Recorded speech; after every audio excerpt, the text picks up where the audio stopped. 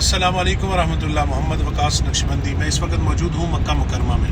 Social media पे आपने देखा होगा कि आलम इस्लाम की एक खूबसूरत शख्सियत हज़रत मौलाना शेखुल हदीस ज़हूरुल हक़ साहब, अल्लाह पाक उनके दर्जात बुलंद फरमाए, उनका इंतकाल हो चुका है। मैं मक्का मुकरमा में हूँ। तो 4 दिन कबल उनका अचानक उनको जो है ना बेहोश हुए और गिर गए अपने होटल में मक्का मुकरमा में।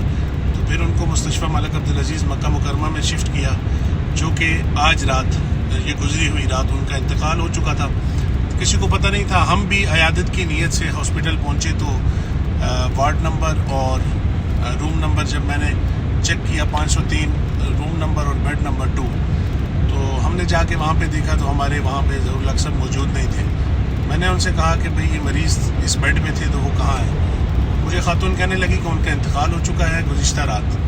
तो उनको हमने शिफ्ट कर दिया है कोल्ड हाउस में, ये तलाजा बोलते हैं सऊदीया में, उसको अरबी में तलाजा बोलते हैं, वहाँ पे शिफ्ट कर दिया है। तो खैर मैंने फिर उनसे ताकीदन मैंने कहा कि भाई हमें इसकी फ़ाइल नंबर निकाल के दें और हमने जाके देखना है हज़रत को।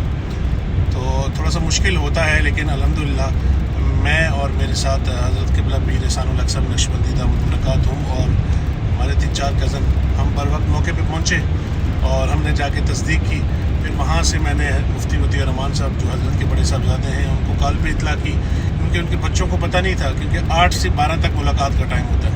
तो आज के दिन 8 से पहले मैं ही पहुँचा था वहाँ पे। तो फिर मैंने उनके जो यहाँ बेटे हैं उनको इतला की कि मैंने कहा आप जल्दी हॉस्पिटल पहुँचे। तो बस ये इतना दुरानिया था। तो अल्लाह पाक हज़रत के दर्जात बुलंद फरमाए। जो जनाजे की बात है, अभी तक कागज़ी कार्रवाई पूरी नहीं हुई। वो प्रोसेस जब पूरा हो जाएगा उसके बाद फिर मैयत को गुस्ल देते हैं और फिर जनाजे की तरतीब होती है। तो इंशाअल्लाह आपको अपडेट करेंगे हम।